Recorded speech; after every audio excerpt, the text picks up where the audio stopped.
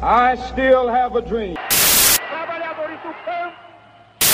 Assim sendo, declaro vaga a presidência da República.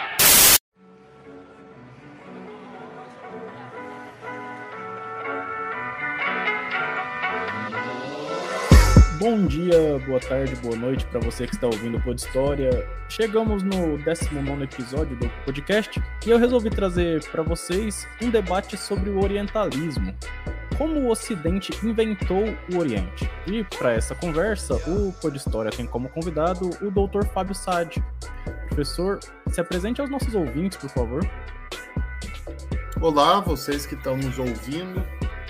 Sou professor recentemente redistribuído para a Universidade Federal do Tocantins, mas há mais de uma década aí eu venho pesquisando Oriente Médio, orientalismo, esses assuntos. Já tenho vários livros publicados, artigos. É o meu tema de pesquisa desde sempre, né? Que acaba implicando em relações étnico-raciais também, que me permite trabalhar com a história da África, juntamente, enfim. Acho que é isso, João. Além de, claro, tenho também uma trajetória política, né, de atuação política, ligada à luta contra discriminações, preconceitos, insegurança alimentar, né, insegurança material, enfim. Então é isso, vamos compreender um pouco sobre o orientalismo após alguns anúncios.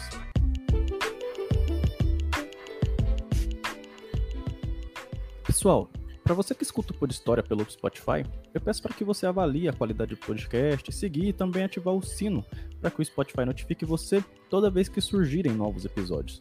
Você pode realizar essas 3 etapas no canto superior esquerdo do podcast. Outra coisa, eu peço também para que quem utiliza o Twitter siga o Pod História. Para seguir, basta pesquisar por Pod História.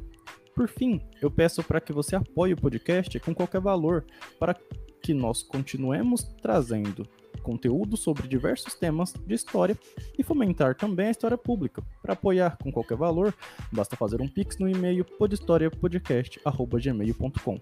Então, sem mais delongas, vamos para o episódio de hoje. Professor, minha primeira pergunta tem a ver com o termo empregado para definir os continentes e povos, né? A palavra Oriente e Oriental, de onde que ela veio? Por que os povos do lado de lá da Europa, né, são chamados de orientais ou asiáticos? Então, João e ouvintes, a ideia do Oriente e do Ocidente, ela surge lá com as navegações espanholas e portuguesas, na modernidade, quando você tem a colonização da América, ou das Américas, e a necessidade, então, de definir os colonos europeus aqui situados, instalados, juntamente com os europeus e em oposição ao que seria a não-Europa. Então, é uma ideia um tanto difusa, não tem uma linha demarcatória rígida entre Oriente e Ocidente. Inclusive, tem uma discussão por bastante tempo sobre os Balcãs. Os povos eslavos balcânicos seriam parte do Oriente ou do Ocidente. Então, essa é uma linha imaginária, mas que, basicamente, ela reproduz aquela divisão clássica, etnocêntrica, dos civilizados e dos bárbaros. Então, nós e os outros, nós, detentores dos principais valores, face a um outro bárbaro, incivilizado, que, portanto, deve ser conquistado, né, e civilizado. Então, e quanto a essa ideia de por que chamar os outros de orientais ou asiáticos, é essa sobreposição, né? São essas categorias, então, de demarcação de uma alteridade, de um outro. Quem é esse outro? Então, esse outro, outrora foram com os romanos os não falantes de latim, os não pertencentes ao universo grego clássico, né? Helênico. E na modernidade, então, com essa conquista da América, esses outros se tornam os orientais. Explique para os nossos ouvintes, né, o que é orientalismo. O orientalismo é o acúmulo de representações sobre esse outro. Então, o Oriente e o Oriental não existem em si, não são reivindicados por ninguém. A própria China se autodesignou, como sempre, o Império do Meio. Vários reinos africanos também se designavam como reinos que estavam no centro do mundo. O orientalismo é um conjunto, então, dessas representações de diferenças culturais, que vão representar o outro, nesse caso tem que ser dito no plural, os outros, porque são vários povos, sem identidade comum entre si, como, via de regra, inferiores. Então, são tanto... O orientalismo passa tanto pelas manifestações populares dessa representação preconceituosa, quanto eruditas. Você tem a formação de cátedras, de cadeiras em universidades europeias de estudos orientais. Então, o orientalismo também é uma disciplina.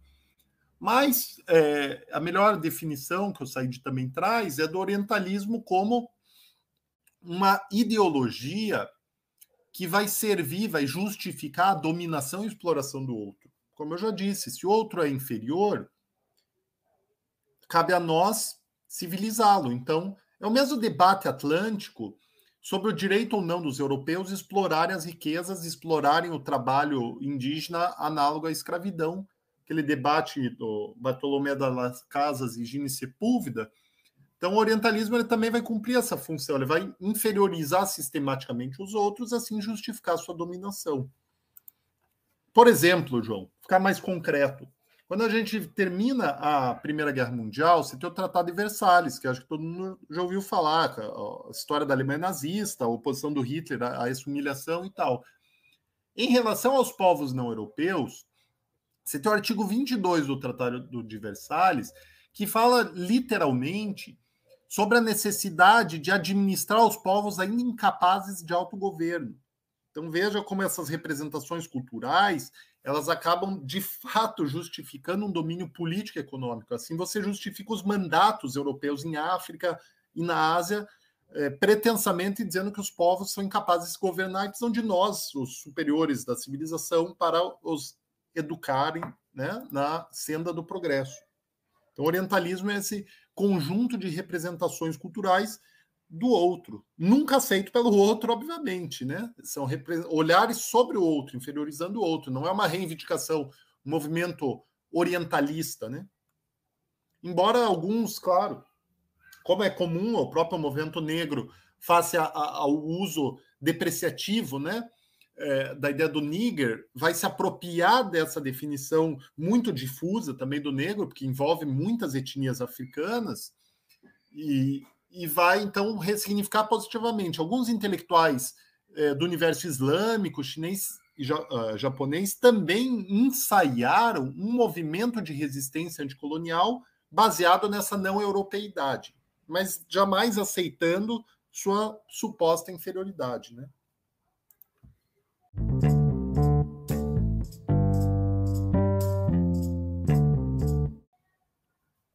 As relações entre os ocidentais e os orientais, elas são antigas, né? Inicialmente, esses encontros ocorreram através do comércio, né, com os tecidos indianos, as especiarias chinesas e etc., fizeram com que os comerciantes europeus buscassem tais especiarias, né, nesses lugares. Posteriormente, esses encontros também ocorreram através da dominação. A Índia, por exemplo, foi durante séculos uma colônia da Inglaterra, né? Até que ponto essas relações influenciaram na orientalização do oriental? É importante, João, você tocar nessas distinções, porque o orientalismo ele se consolida, como o Said aponta, na modernidade. Então é do século XVI para cá. Os contatos, como você bem coloca, entre povos europeus e asiáticos é milenário. A gente tem fontes romanas registrando, e chinesas registrando esses contatos e representações até generosas do outro povo. Algumas se referindo, por exemplo, aos chineses como o Império Romano do Oriente, né, ou o termo equivalente à época.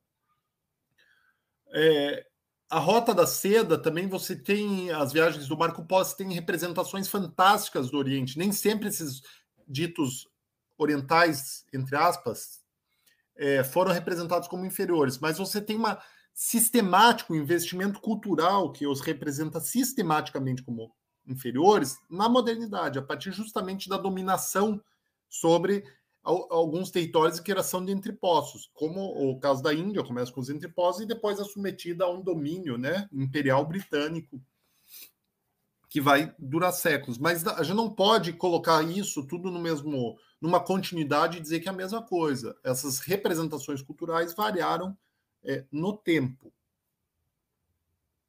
Então, essas relações mais antigas, elas não têm um eco direto nessa orientalização, no orientalismo. Isso é uma doutrina, né, recente da modernidade, como eu já disse.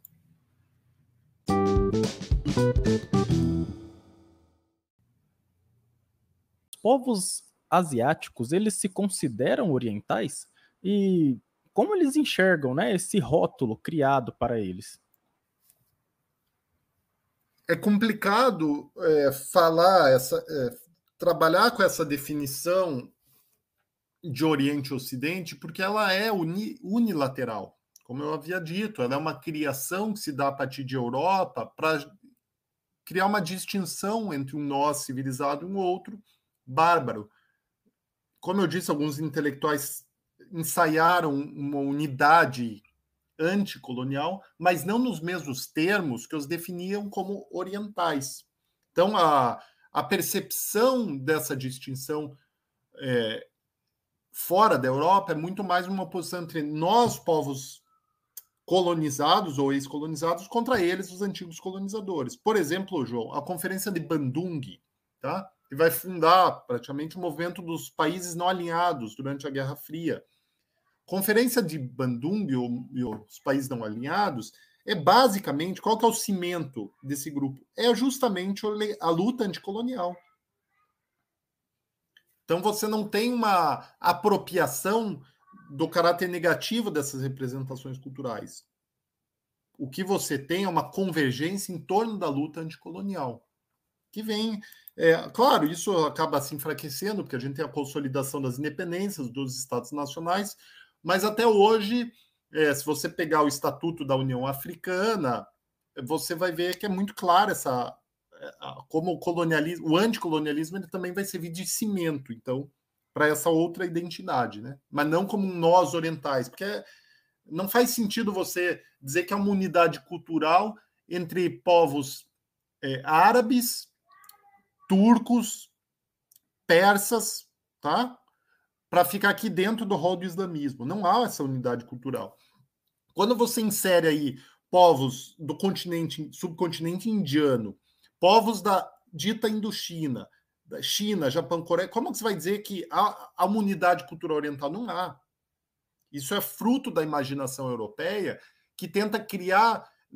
Não é à toa que isso é no período da racialização. Você tenta criar aquelas categorias de grupos inferiores, né? Os negros, os amarelos, os azeitonados, mas sempre como contraponto ao que seria o ápice da civilização, que é o branco europeu, né?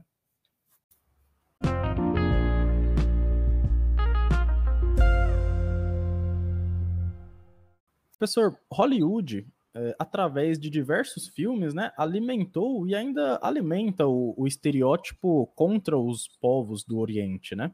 O filme 55 Dias em Pequim, por exemplo, né, um filme ali dos anos 60, ele caracteriza os chineses como bárbaros, né, enquanto os diplomatas europeus e dos Estados Unidos, né, estão no país, no caso a China, com uma missão de paz. Boa parte também dos filmes de ação dos anos 90 tem como vilões árabes que são retratados principalmente como terroristas.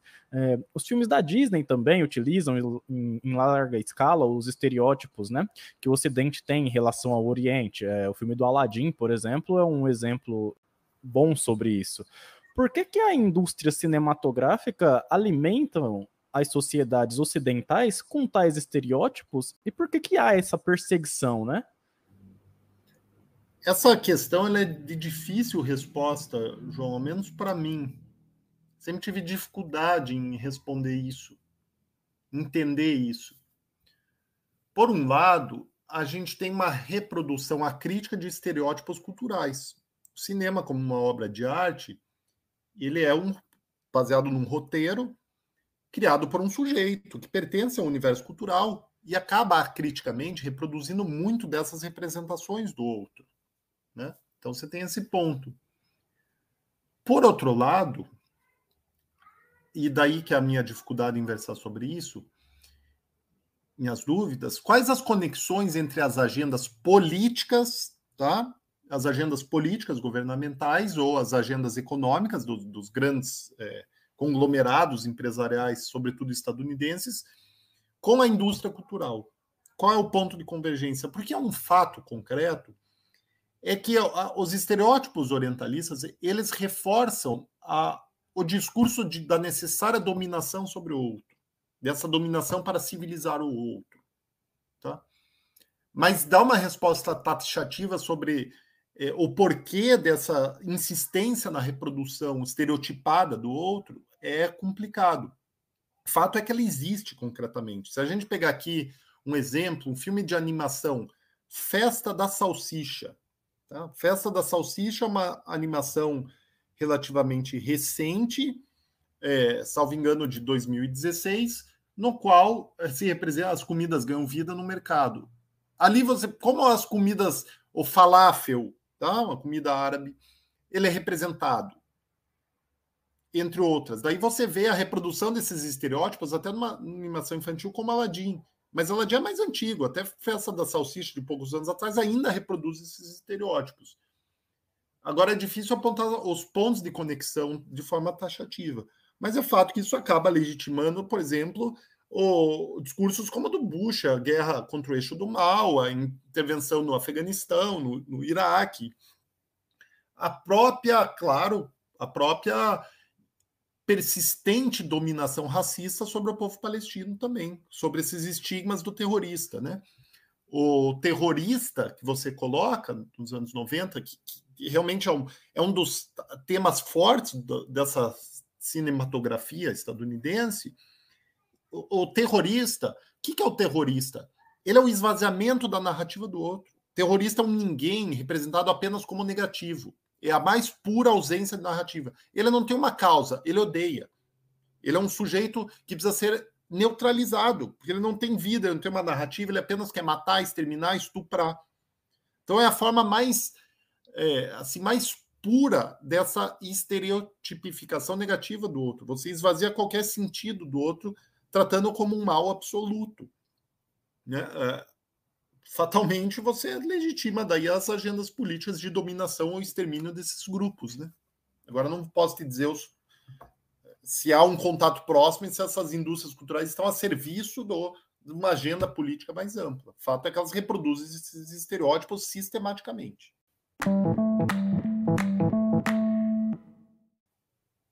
Professor, essa invenção do Oriente, né, por parte do Ocidente, passa também por territórios, né? Ainda hoje existem disputas territoriais entre palestinos e israelenses, por exemplo, né? Essas disputas que não teve desfecho.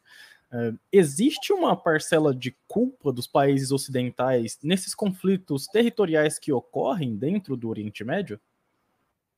Totalmente. Totalmente. O que a gente testemunha na Palestina e Israel é a continuidade do colonialismo. É a continuidade dessa representação estereotipada do outro.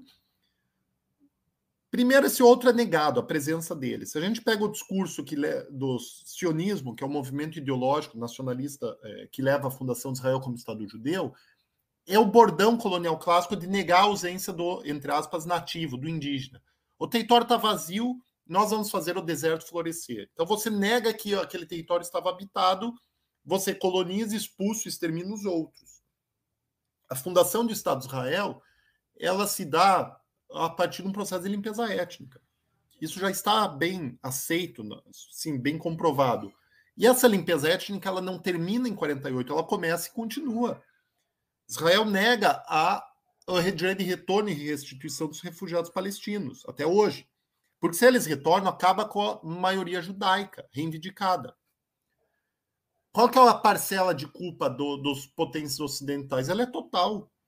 Ela é total porque a a situação começa justamente com o mandato britânico garantindo, legitimando a criação do Estado judeu na Palestina sem consultar os palestinos. Então, veja como, por isso que o movimento dos países não alinhados, e até hoje a África e os países asiáticos, são solidários à questão palestina, justamente por causa disso que a gente estava falando, que é esse passado colonial comum. E a gente não pode esquecer que o Estado de Israel ele é constituído por boa parte, né, da sua população de israelenses de identidade judaica emigrados da Europa, ou descendentes de imigrantes europeus.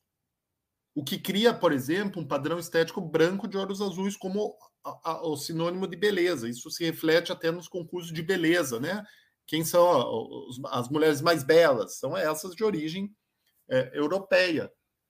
Na discriminação também dos judeus que vão migrar para Israel dos países do norte da África e do Oriente Médio, né? Então, é inseparável a questão palestina dessa criação do Oriente, Ocidente e do colonialismo.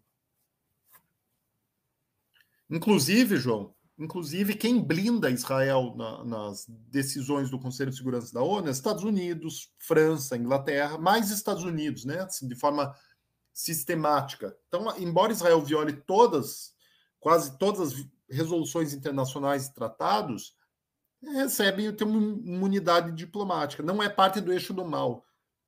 Isso é o outro. Como Israel tem essa identificação com a Europa, não pode ser bárbaro. O bárbaro é o outro. Então você omite ou justifica a barbárie cometida. No limite, você faz essas barbáries porque o outro é um terrorista. Veja como esse discurso ele cola com o próprio discurso estadunidense da guerra ao terror. Né?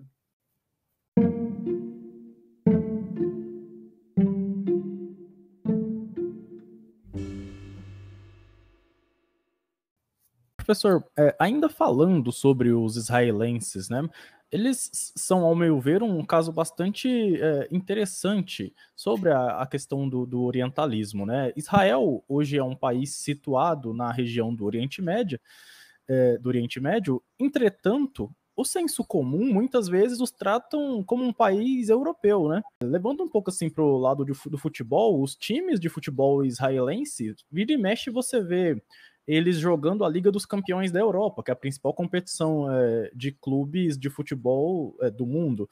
Assim como a seleção do país, né, também participa da Eurocopa, né? Por que ocorre uma espécie de ocidentalização com Israel? João, desde o começo, o movimento sionista ele é um movimento europeu, genuinamente europeu. Ele só faz sentido na Europa, que é onde justamente você tem o antissemitismo, você tem o surgimento dos movimentos nacionalistas, e é onde se tem os movimentos coloniais, e a conjugação disso é o sionismo. O sionismo conjuga esses elementos. Quem escreveu um panfleto considerado fundador, né, do movimento sionista, o Estado Judeu, do Theodor Herzl, ele defendia a criação do Estado Judeu na Palestina para servir de ponta de lança da civilização e da barbárie. Então, os sionistas admitiam, falavam abertamente da natureza colonial do sionismo, justamente da saída de colonos europeus de identidade judaica para colonizar a Palestina.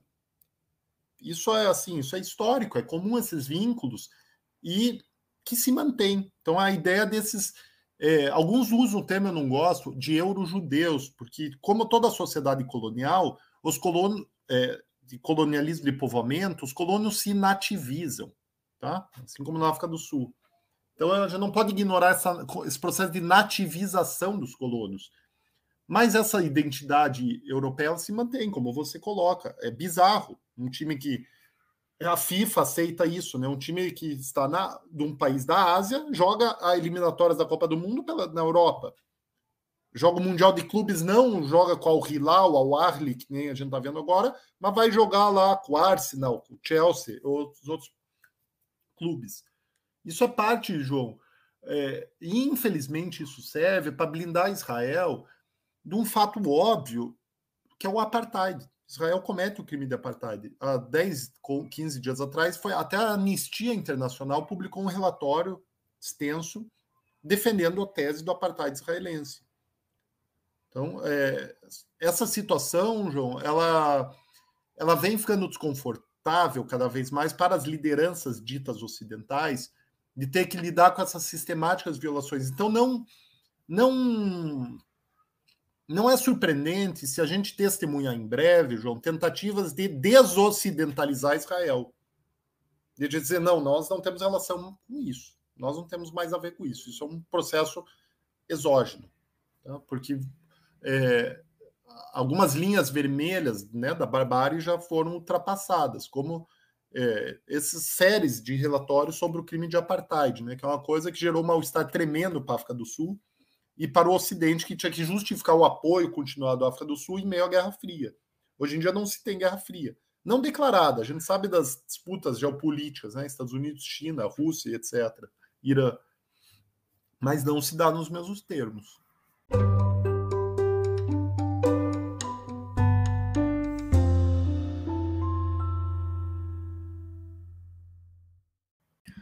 O senhor poderia situar um pouquinho os ouvintes sobre essas relações de apartheid que vem ocorrendo em Israel?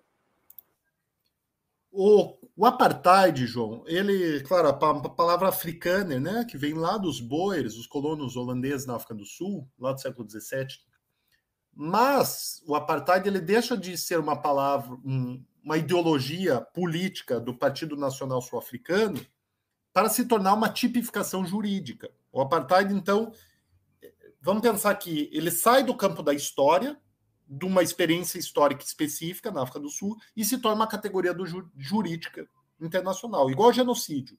Tá? Você tem o Holocausto e você tem a categoria de genocídio. Você tem o apartheid da África do Sul e você tem a categoria de apartheid. Israel acaba se enquadrando, as práticas israelenses desde a sua fundação como Estado judeu. A África do Sul se reivindicava como um Estado branco do apartheid. Israel se reivindica como um Estado judeu. Ambos coadunam da perspectiva de negação dos indígenas. Você é um Estado branco em meio na África, em meio a uma maioria africana. Você é um Estado judeu em meio a uma maioria palestina, é isso? Como que você realiza esse projeto de Estado étnico excludente? Justamente com práticas de discriminação, de segregação, de desapropriação, de expulsão, de tortura, assassinato, censura, roubo de terras, que é tudo o que os documentos de direitos humanos apontam que Israel comete há décadas.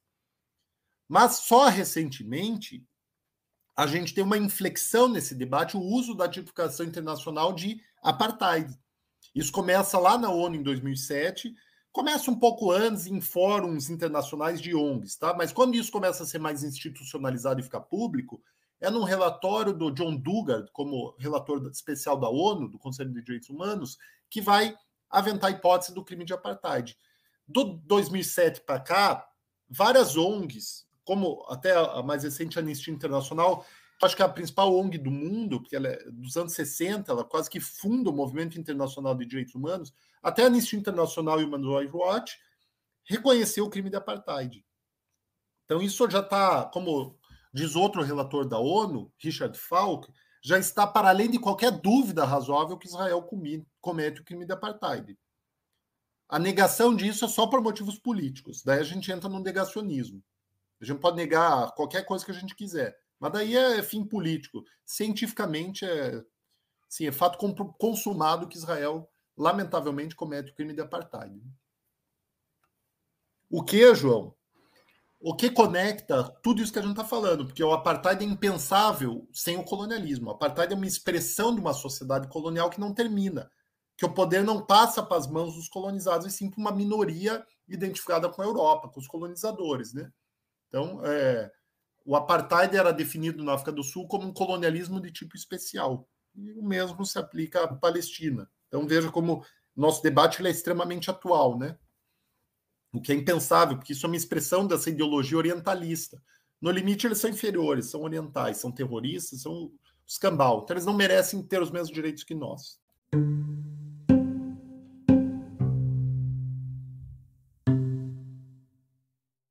Professor, como que a gente pode combater esse orientalismo, né? Essa visão estereotipada dos povos orientais?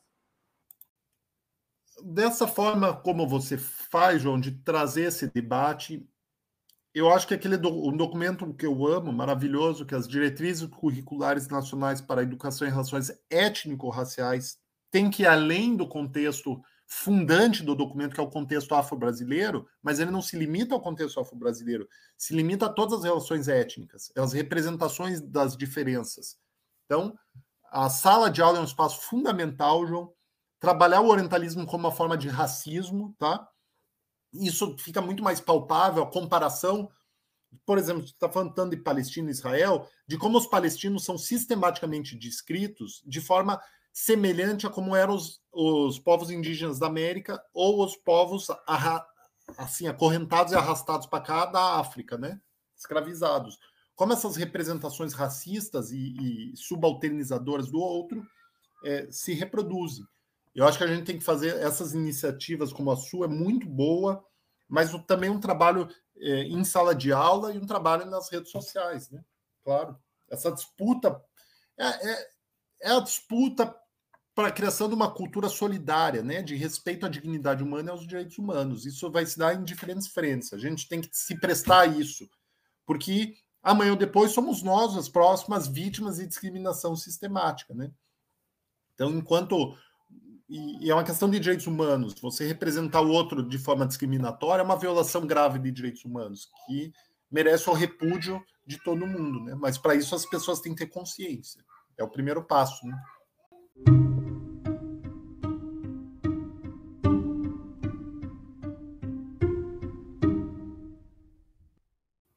Para finalizar, professor, o senhor indica alguma ou algumas obras para quem deseja conhecer melhor os povos asiáticos, né, sua cultura, economia, política, etc.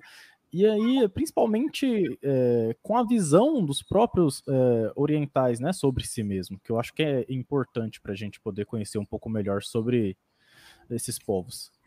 Daí a dificuldade, João, porque não tem uma visão dos orientais sobre si mesmos, tem uma visão dos chineses sobre si mesmos, dos indianos sobre si mesmos. Eu acho que o melhor remédio para evitar isso, João, é fazer algo que eu tenho feito ultimamente, eu estou achando maravilhoso. Vamos ler essas pessoas. O que esses intelectuais dizem?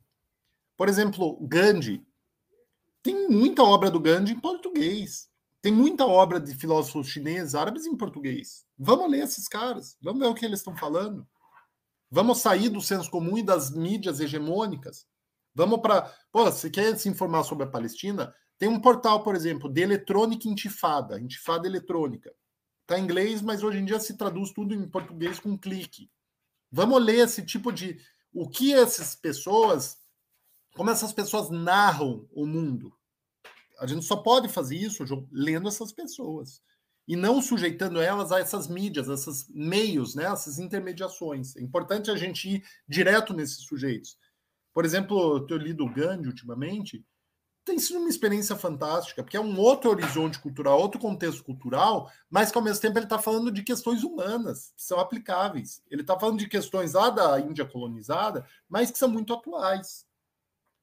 Então, assim, eu acho que a gente começa a perceber, João, como a pluralidade do mundo e a riqueza cultural e a máxima fundante dos direitos humanos é que cada vida humana, e por extensão, cada grupo humano, tem muito valor em si. E a gente precisa conhecer para não ter preconceito.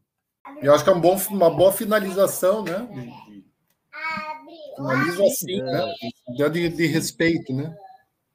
Sim, eu concordo. E assim, é importante, né? Esse aqui é o primeiro episódio do ano do podcast, e eu achei importante trazer esse debate, né, sobre o orientalismo, e principalmente porque recentemente teve um rapaz acho que foi no Flow, que é um podcast também, que falou sobre a questão de liberdade de expressão e falou sobre que deveria ter existido um partido nazista no Brasil. E assim, a ideia do meu podcast, assim como outros podcasts de história que tem por aí, é justamente isso, trazer, né, de um acesso um pouco mais democrático, né, que aí entra até em consenso com a chamada história pública, né, para poder trazer esses debates para um público um pouco mais amplo, justamente por conta disso, né, professor?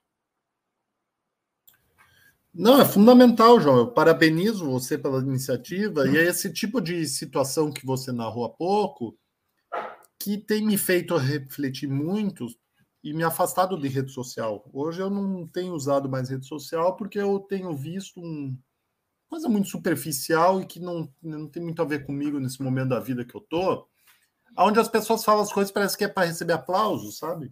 Olha que imbecilidade que esse sujeito falou, que imbecilidade. Me parece que o sujeito sabe que isso vai dar repercussão porque é polêmico e fala para ganhar aplauso e like e escambau. Esse tipo de discussão é muito raso e superficial. Isso nem é discussão. Na boa, eu não vou discutir o óbvio, sabe? Isso é coisa assim de gente que quer polemizar porque sabe que isso dá o retorno que precisa muita gente ganhar dinheiro com isso. Então é uma indústria da hipocrisia, da babaquice, da tosquice, infelizmente ferindo a dignidade humana, né? A gente não tem a liberdade de ódio. Liberdade de ódio não é um direito humano. Pelo contrário, nenhum direito pode ser usado para negar os demais, como a liberdade de expressão. Ela é limitada quando ela fere a dignidade humana. Não vou nem discutir, isso é demais. Assim, além é tão ridículo que está além do que pode ser discutido. Né? Igual manifestações, né, tão comuns em figuras públicas brasileiras contemporâneas. Sequer merece ser discutido isso. Justo, e isso entra dentro do que a gente conversou hoje, né? Durante todo o episódio. Porque em relação também à liberdade de expressão e como a gente também identifica o outro. Então eu acho que esse episódio tem tudo a ver, foi um dos motivos por eu querer gravar sobre o orientalismo, né? Além da falta de episódios sobre a história da Ásia, que eu sinto que tem no meu podcast, eu pretendo dar uma corrigida nisso nesse ano, trazer esses debates sobre a questão de identidade, né? De como a gente enxerga o outro, como a gente deve se portar diante do outro também, né? Excelente, João. É necessário. Super necessária essa iniciativa. Eu só me dispus a participar por reconhecer o valor disso e mesmo tendo essas objeções às redes sociais, né, recentes, que eu ainda não resolvi essas questões. Mas parabéns, João. Vou me despedindo aí, parabenizo sinceramente a iniciativa.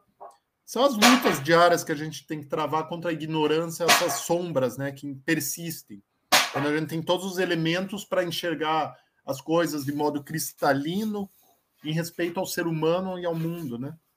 Então esse combate cultural ele é necessário. Combate à ignorância, ao ódio e ao raso, ao superficial. Né? Valeu, gente. Tá certo. Esse foi o professor Fábio, né? Ele é especialista em História da Ásia, convidado do Pod História de hoje. Muito obrigado pela participação, professor, e até o próximo episódio, pessoal.